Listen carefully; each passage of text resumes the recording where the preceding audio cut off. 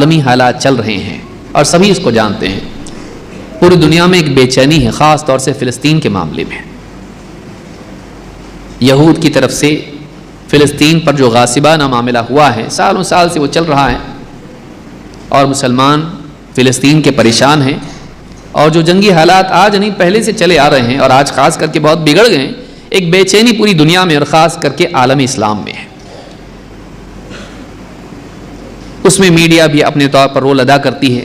طاقتور میڈیا ملکوں کی جو ہے وہ اپنے اپنے طور پر خبروں کو پیش کرتی ہے، اور جس کے پاس طاقت ہے، جس کے پاس ٹیکنالوجی ہے، وہ نہ صرف حکومتی سطح پر فوجوں بلکہ عوام کے لیے بھی، سویلینز کے لیے بھی اپنی طاقت استعمال کرتی ہے.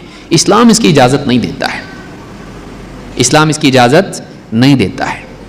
لیکن آج فلسطین کے عوام کا بھی حال آپ دیکھیں کہ آج سویلینز کے ساتھ میں بھی بربریت کا معاملہ ہو رہا ہے.